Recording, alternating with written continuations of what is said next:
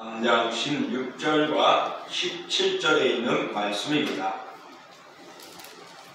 신약성경 346조 디모데후서 3장 16절로부터 17절에 있는 말씀, 우리 같이 함께 공독합니다. 모든 성경은 하나님의 감동으로 된 것으로 교훈과 책망과 바르게 함과 의로 교육하기에 유익하니 이는 하나님의 사람으로 온전하게 하며 모든 선한 일을 행할 능력을 갖추게 하려 함이라. 아멘. 오늘 말씀은 제목은 말씀과 함께하는 공동체, 우리 금년의 표가 말씀과 함께하는 공동체입니다. 금년에도 말씀으로 우리가 바로 서서기를 축복합니다. 운전을 하다 보면요, 여러분, 교통법규에 맞춰서 운전을 해야 벌금도 나가지 않고 또 다른 사람들에게 방해도 되지 않죠. 특별히 우리가 횡단보도 앞에서 우리가 어떤 법규를 지켜야 되느냐, 다양한 의견들이 많습니다. 그래서 횡단보도 앞에서의 모습들을 보면 일단은 운전하는 분들은 기억하시죠. 서야 합니다. 일단 서고 지나가는 사람이 없을 때는 살피고 우회전하는 상황에서는 갈 수가 있습니다. 그러나 사람이 있으면은 그 사람이 다 지나갈 때까지는 지나가서는 안 됩니다. 그러니까 어떤 아이들이 그걸 가지고 장난을 하더라고요. 딱 지나가려고 딱 발을 보면 차가 서 있어요. 그리고 또 가만히 있습니다. 신호등이 바뀔 때까지. 또 어떤 아이들은 들어갔다가 다시 또 되돌아 나와서 운전자의 마음을 아주 속상하게 만드는 일도 있습니다. 그런데 또 한 가지, 이 횡단보도에서 건너는 빨간불과 노란불과 또 파란불 있잖아요. 근데 그 사이에 또 신호등이 따로 파란과 빨강이 있는 것이 있습니다. 그럴 때는요, 신호등에 맞춰야 됩니다. 아무리 사람이 있든 없든 그 신호등 앞에 건너는 신호등 맞은 앞에 신호등이 따로 있을 때는 거기에 주의해야 됩니다. 안 그러면은 경찰이 그 신호 위반했다고, 사람이 안 지나가더라도 위반됐다고 한다고 합니다. 우리가 이렇게 법을 바로 알 때 우리가 확실해질 수 있고 또 불리함이 없어지죠. 그럼 법을 모르면은 모든 것들이 불안하고 염려가 되고 남이 뭐라 그럴 때에 또 핏하고 넘어가고 빠져들어가게 됩니다. 오늘 우리들이 이런 것들이 이 세상에 살아가며 세상의 법을 아는 모습이죠. 마찬가지로 우리 믿음의 삶에도 법을 바로 알아야 우리가 바로 설 수가 있습니다. 하나님의 법은 바로 성경입니다. 하나님의 말씀입니다. 오늘날 불확실성과 끊임없는 변화들의 가치들이 우리들을 생각하게 하고 거기에 매료되게 만들기도 하고 우리의 마음들을 바꾸어 놓습니다. 예를 들면은 넥타이가 넓어졌다더니 짧아졌다더니 가늘어졌다더니 또 어떨 때는 삼각형이니 역삼각형이니 다양한 모습들, 우리 남자들도 그렇죠. 요즘에 또 여인들에게는 어떤 옷이 좋으냐, 치마가 짧으냐 기냐, 또 타이트하냐 아니냐에 따라서 세상이 변화되어지고 가치를 바꿔가고 빈부의 격차들을 만들어 놓고 있습니다. 이렇게 변화가는 세상 속에서 우리들은 거기에 맞춰갑니다. 그럼에도 변화되는 속에서 우리는 잘 살아가지요. 정말 이런 변화들 때문에 때로는 혼란을 가질 때도 있고, 아니 그전에는 이랬는데 왜 그래 하고 또한 항의할 때가 있습니다. 그래서 변하지 않았으면 좋겠고 그것이 끊임없이 동일했으면 좋겠다라는 말들을 갖습니다. 여러분, 세상에는 이렇게 다양하고 시기에 따라 변할 수밖에 없고 생각과 표정과 또 의미와 느낌들이 때마다 다 달라집니다. 그러나 하나님의 말씀은 시대를 떠나더라도 변하지 않는다는 것입니다. 항상 그 말씀과 그것으로 우리들을 초점을 두고 살아가게 만드는 것입니다. 그러므로 시대가 바뀌어도 하나님의 말씀은 변하지 않는 것입니다. 그래서 누구든지 그 중심으로 함께 살아갈 수가 있는 것이죠. 그런 면에서 우리 금년 한 해도 변함이 없는 하나님의 말씀과 함께하는 우리 공동체가 되어져서 흔들리지 않고 무너지지 않고 또한 우리가 좌절되지 않는 소망을 잃어버리는 그런 해가 아니라 정말 말씀을 함께함으로 금년 한 해도 든든했을 수 있고 어떤 적에도 넘어지 가지 않는 그런 2024년 한 해가 될 수 있기를 주님의 이름으로 축복합니다. 여러분, 하나님의 말씀 성경은 어떤 것입니까? 바로 우리 성경은 이런 것입니다. 첫 번째 우리 같이 한번 읽어보겠습니다. 믿음의 기초입니다. 성경은 우리 믿음의 기본이에요. 기초입니다. 근본입니다. 유대인 가정에서 아이가 5살이 되면 부모는 의무적으로 율법을 가르칩니다. 그리고 6살이 되어지면 랍비에게 가서 율법의 정신을 정식적으로 배우게 합니다. 이 같은 성경의 조기 교육은 어린아이의 신앙 성장에 큰 도움을 주고 장차 그가 사회 속에 들어갔을 때에 그 유대인의 공동체 안에서 정말 함께 살아갈 수 있는 기본을, 의식을 심어주는 계기가 되어집니다. 그러므로 우리가 하나님의 말씀을 바로 안다는 것은 정말 믿음의 공동체가 함께 살아가고 하나님을 영화롭게 하는데 부족함이 없는 것이죠. 우리가 읽었던 말씀 앞절의 14절에 보면은요, 바울은 디모데에게 자신이 배운 가르침에 대해서 굳건하게 하고 그 안에 머물러 있으라고 권면을 합니다. 바로 견고하고 든든한 하나님의 말씀에 흔들리지 말라고 말하는 것이죠. 모든 건물의 기초가 근본이 잘 되어야 견고하고 지탱되어지는 것입니다. 마찬가지로 우리 인생의 삶에 있어서도 우리가 어떻게 잘 배우느냐에 따라서 지혜롭게 살아가시는 것처럼 믿음의 삶에도 우리가 하나님의 말씀을 바로 알고 무장되어질 때 우리의 영적인 성장을 하게 되고 우리의 영적인 삶을 지탱해 줄 수가 있는 것입니다. 그러므로 하나님의 말씀 성경은 우리의 신앙의 기본이 되어지고 기초가 되고 우리의 근본이 된다는 것을 기억하십시오. 세상에는 수많은 이념과 철학들이 제시되어지고 때에 따라서 다양하게 요구되지만은 성경은 변하지 않는 진리로 우리를 영원히 함께 하십니다. 그러므로 우리는 성경을 통해서 하나님의 변함없는 사랑과 그분의 구원의 계획과 그리스도의 통한 구원의 길을 그 안에서 발견하고 믿음으로 흔들리지 않고 살아갈 수가 있는 것입니다. 그러므로 여러분, 우리 믿음의 기본이 되고 기초가 되는 말씀 속에서 흔들리지 않는 금년 한 해가 되기를 축복합니다. 두 번째로 성경은 무엇이냐 읽어볼게요. 변화의 힘이 있습니다. 그렇습니다. 바울은 구원에 이르는 지혜를 주는 성경의 능력에 대해서 이 지혜는 단순한 지식을 말하는 것이 아닙니다. 그리고 세상에 살아가면서 어떤 역할에 따라서 그때그때마다 그 순간을 모면하는 그런 세상적인 지혜가 아닙니다. 바로 하나님의 마음 안에서 우리가 온전해지시고 참되시고 바르게 살아갈 수 있도록 깨닫게 하는 지혜입니다. 그래서 말씀은 우리의 마음을 수술하기도 하고 우리의 마음들을 고쳐놓기도 합니다.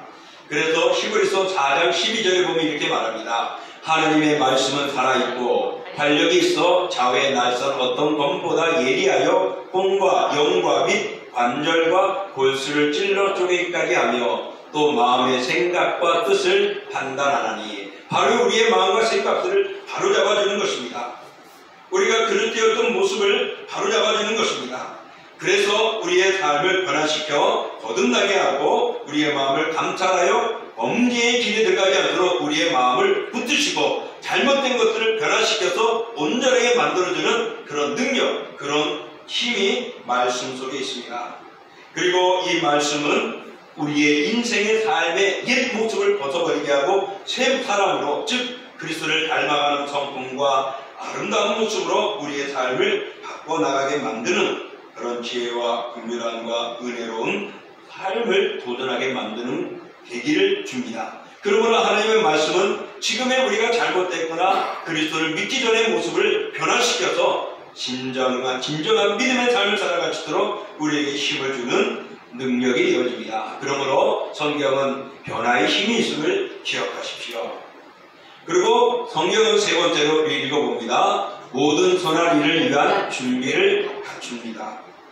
하나님의 말씀은 우리로 모든 선한 일을 행할 수 있는 능력을 소유하게 만듭니다. 성경을 통해서 우리는 윤리적인 의사결정에 대한 통찰력을 얻게 되고 이웃을 사랑하는 법을 배우게 되어지고 담대하게 복음을 전할 수 있는 힘을 얻게 됩니다.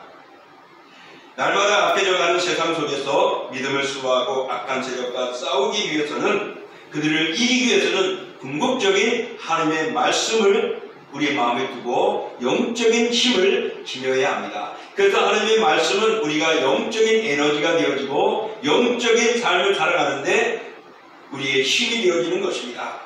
그러므로 여러분, 우리가 이 세상의 다양한 모습으로 살아가야 할 세상 속에 거기에 우리가 아름답게 믿음의 사람으로 살아갈 수 있도록, 선한 사람으로, 온전한 사람으로 살아갈 수 있도록 기준이 되어지는 것이 바로 하나님의 말씀인 것입니다.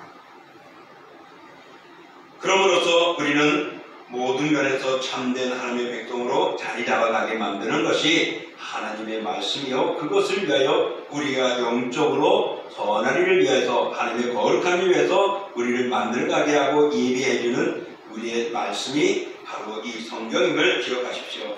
그러므로 귀한 성경을 더욱 가까이 할 뿐만 아니라 말씀대로 살아가는 실전의 삶이 우리에게는 필요합니다. 아마 여기에서 10년을 신앙생활하신 분은 10년 동안 하나님의 말씀을 들으며 살아왔습니다. 30년을 신앙생활한 사람은 30년 동안 신앙생활을 하며 살아왔습니다. 모태의 신앙을 가진 사람은 어머니 뱃속부터 어머니의 신앙과 함께 성장하며 지금까지 말씀을 듣고 살아왔을 것입니다. 여러분, 이 말씀이 우리에게는 날마다 언제나 우리가 듣고 있지만은 변하지 되지 못한다는 것은 그 말씀을 중심에 두지 못했고 말씀대로 실천하며 살아가지 못하는 지식적인 삶만을 살아왔던 것입니다.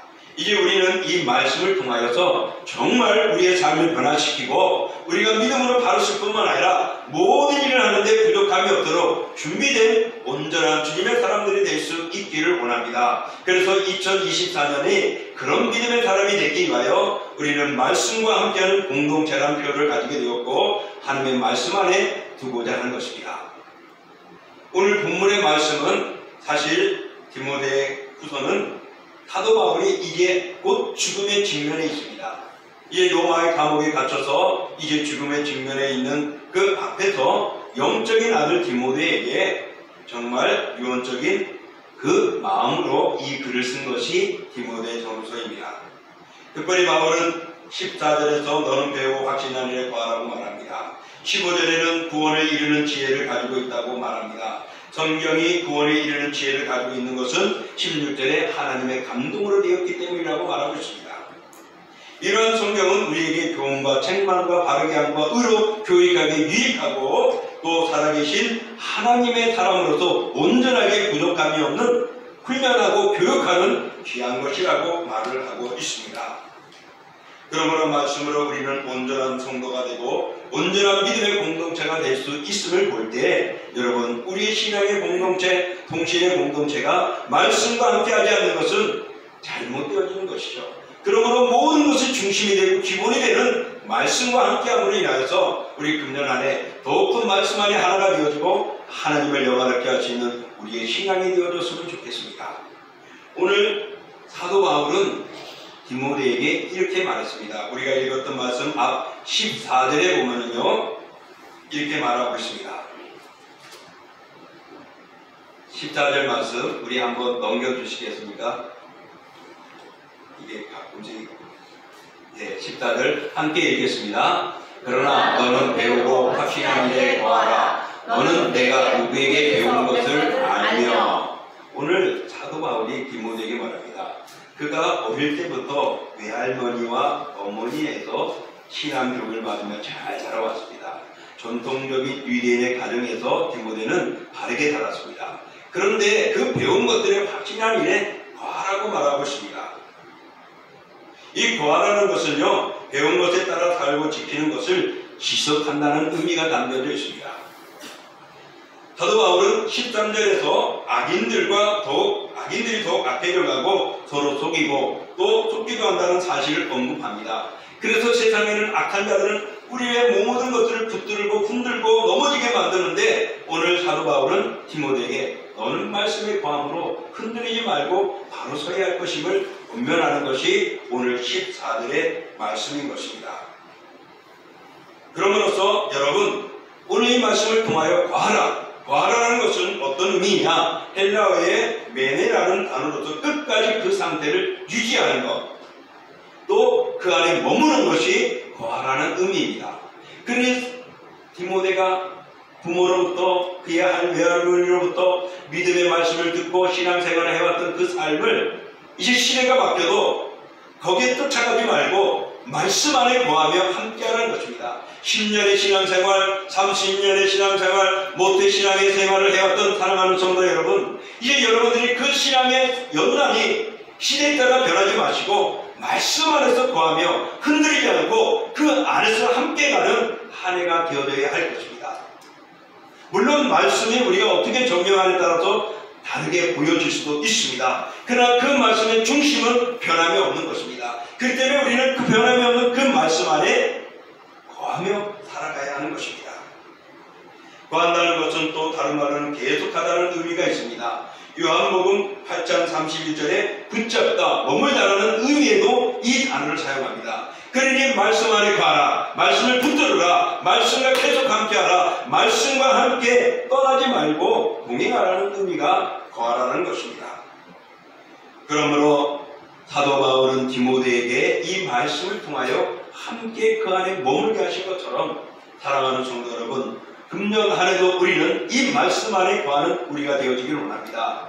물론 이제 많은 계획들을 준비하고 또 어떤 모습으로 진행될지는 우리가 함께 나눠갈 것인데, 여러분, 디모데는 하나님의 말씀을 배우고 성장할 뿐만 아니라 그는 안디옥이나 이고니오나 루스드라 같은 데서 많은 박해를 받으면서 믿음을 지켜왔습니다.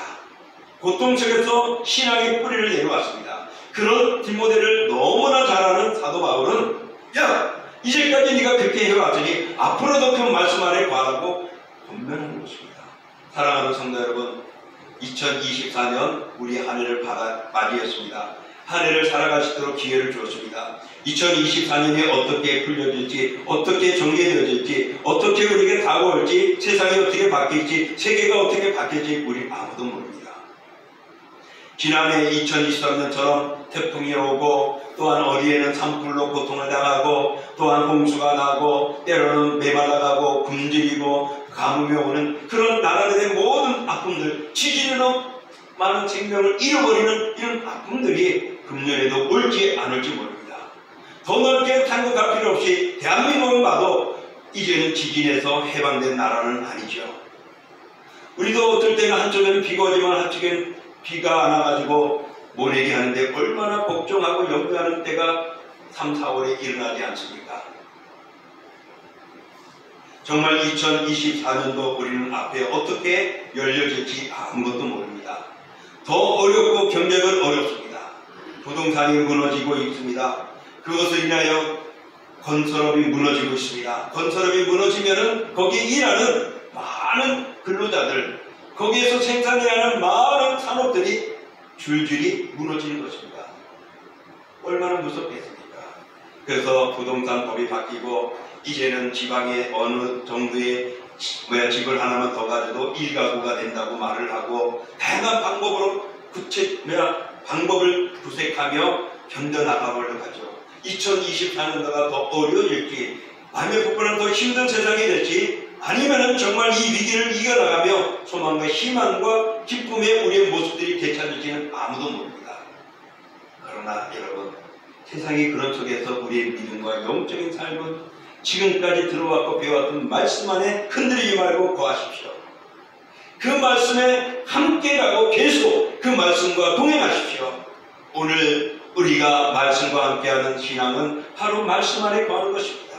디모데에게 사도 바울이 간절했던 것처럼 오늘 하나님은 우리에게 그 말씀, 지금까지 들었던 말씀을 흘리지 말고 말씀 하나하나에 깊이 그 안에 거하면서 말씀대로 살아갈 때 우리는 혼탁해져가는 이 세상에서 그리스도의 빛을 내고 소금의 역할을 감당하며 흔들리지 않는 삶으로 지속될 줄 믿습니다. 그러므로 말씀 안에 거하는 우리 모두가 되기를 축원합니다. 두 번째로는 또 15절에 보면은 이렇게 말합니다. 또 어려서부터 성경을 알았나니 성경은 능히 너로 하여금 그리스도 예수 안에 있는 믿음으로 말미암아 구원에 이르는 지혜가 있게 하느니라 말합니다. 오늘 성경은 무엇으로 말미암아 구원에 이른다고 말합니까? 예수 그리스도 안에 있는 믿음으로 말미암아 구원에 이르는 지혜를 준다고 말씀하고 있습니다. 그러므로 하나님의 말씀은 구원에 이르는 지혜를 성경을 통하여 깨닫게 하시는 것입니다. 그리고 구원은 예수 그리스도 안에 있음을 가르쳐주고 있습니다. 여러분, 많은 사람들이 잘 믿으면, 열심히 살아가면, 착하게 살아가면, 선하면, 법 없이 살아가는 사람들은 다 천국 간다고 이야기를 합니다. 그러면 서로들이 그래 맞아 그래요. 그러나 우리 그리스도는, 기독교는 그렇게 말합니다. 예수 그리스도 안에 외에는 없다라는 것입니다. 그렇기 때문에 기독교가 기독교인 것이고, 예수를 믿는 믿음 때문에 우리가 그날에 들어가는 이 사실을 성경은 우리에게 말해주고 있는 것입니다. 그래서 요한복음 5장 39절에 보면 이렇게 말합니다. 읽어볼까요? 너희가 성경의 영생을 얻는 줄 생각하고 성경을 용도하거니와 이 성경은 곧 내게 대하여 증언하는 것이니라. 그렇습니다. 예수 그리스도 안에서 우리가 믿음을 얻는, 지혜를 얻는 이 성경의 말씀은 바로 예수님을 전하는 것이고 예수님을 증거하고 증언하는 것입니다. 그래서 성경은 무엇으로 말미암아 우리의 구원을 얻습니까? 바로 믿음. 그 믿음은 예수 그리스도를 믿는 믿음에 대한 것입니다. 그러므로 잘 믿으면, 잘 살아가면, 착하게 살아가면, 선한 일을 많이 하면은 천국 가고 구원 받는다는 것은 여러분 다시 한번 마음을 바꾸십시오. 성경은 말씀으로 우리를 이끌어갑니다. 그 말씀은 예수님을 전하는 것이고, 예수님을 전하면 바로 그를 믿고 구원받게 하는 사실입니다. 이 사실이 오늘 우리가 분명해야 합니다. 그래야 크리스찬이지, 그렇지 못하면 기독교인인지 천주교인인지 아니면은 불교인인지 아니면은 이슬람교인인지 전혀 모르는 거예요. 여러분, 절에 가면은 우리 기도합시다, 기도 동향 뭐 이렇게 나와요. 있어요, 없어요? 있죠. 그들의 기도는 누구에게 하는 겁니까? 우리가 하는 기도는 누구에게 하는 겁니까? 같은 기도입니까? 다르죠. 똑같이 말하고 착하게 살아가는 것, 천주교나 불교에서는 더 강조할 수도 있습니다. 그 공력을 얼마나 더 높이는지 모릅니다.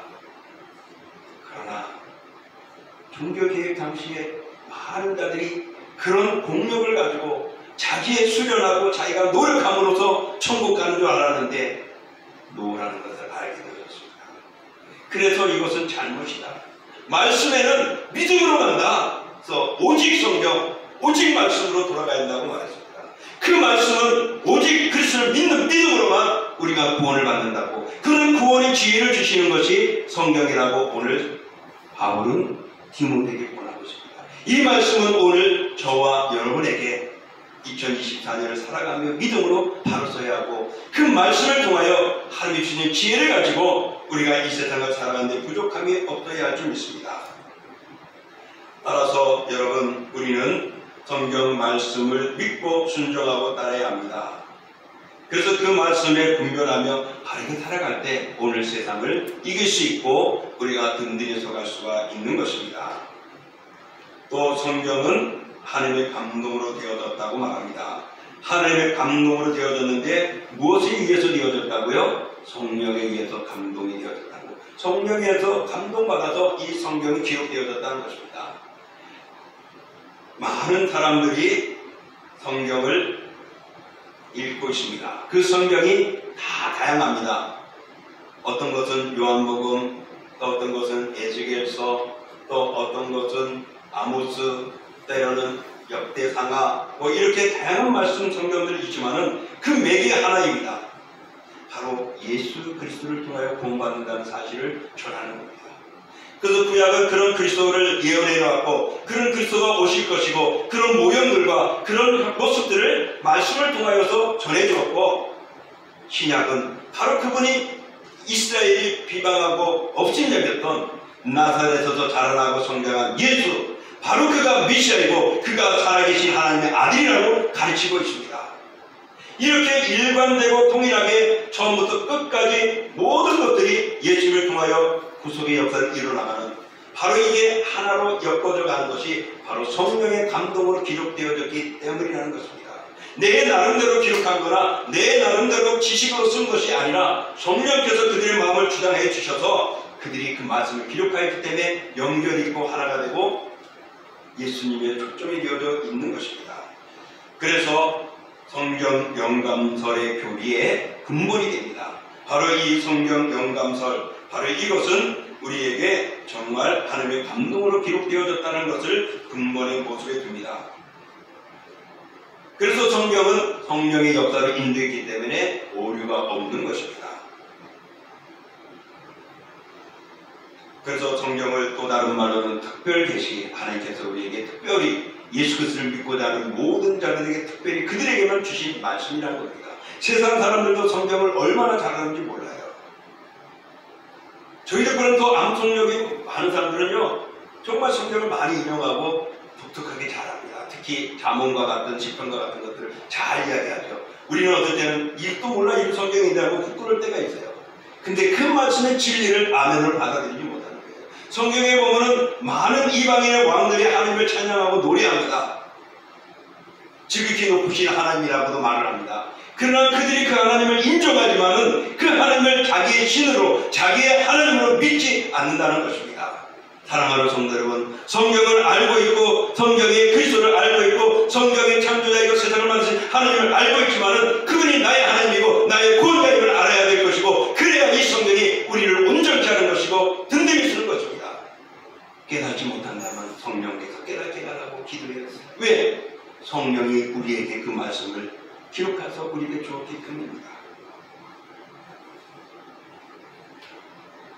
그래서 베드로후서 1장 22절에 이렇게 말합니다. 읽어볼게요. 예언은 언제든지 사람의 뜻으로 되는 것이 아니요 오직 성령의 감동하심을 받은 사람들이 하나님께 받아 말하는 것이다. 그렇습니다.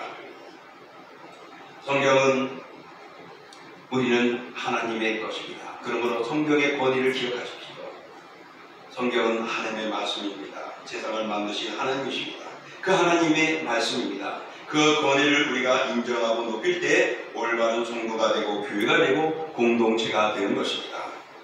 따라서 성경은 그리스도에 대해 조화롭고 일관되며 신뢰할 만한 증언을 제공하고 있고, 또 그렇기 때문에 성도를 교육하기에 부족함이 없을 뿐만 아니라 목회적으로도 돌봄에 아주 유익한 귀한 말씀이 되는 것입니다. 이제 말씀을 정리합니다.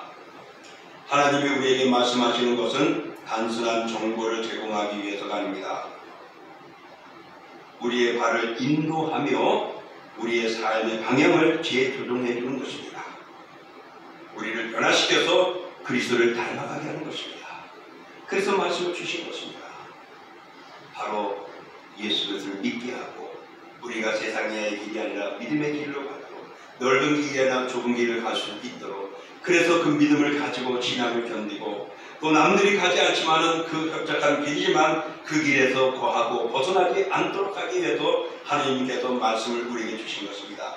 성경이 하나님의 말씀이라는 사실을 우리들은 부정하지 않습니다. 다 인정합니다. 그럼에도 불구하고 성경 보기를 게을리하고 성경을 단지 하나의 장식품처럼 가지고 다니거나 집안에 두고 있지는 않은지 우리는 돌아봐야 합니다. 그런 면에서 금년 안에 5장씩 읽어보면은 1년 1독을 합니다.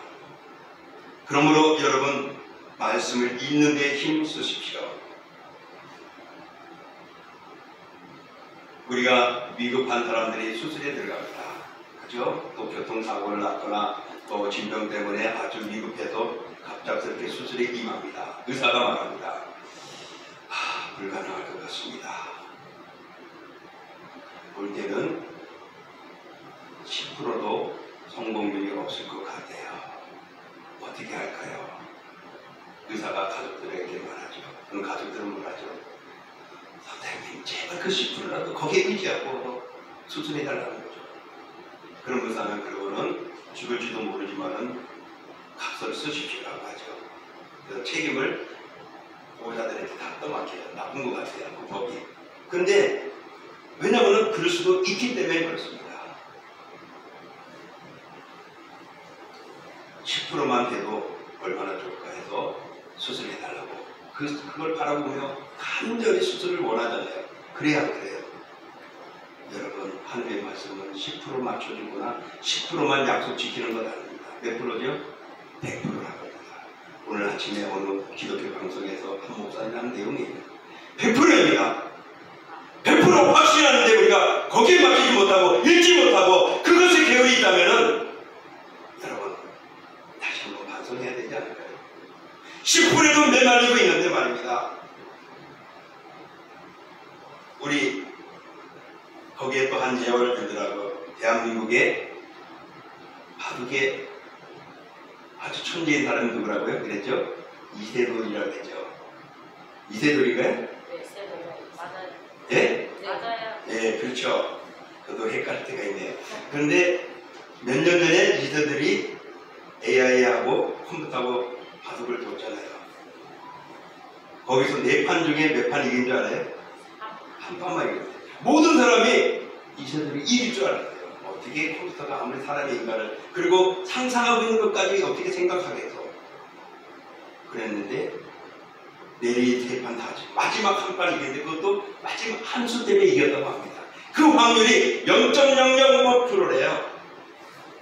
0.0 몇 프로를 가지고 이겼는데 100%의 하나님의 말씀이 우리를 든든케 하고 우리를 확신하고 그 나라에 가게 하고 우리를 영생하게 하는 귀한 것인지 우리가 모르냐고 합니다. 아는데도 그 100%의 말씀에 우리는 흔들리고 있지 않습니까?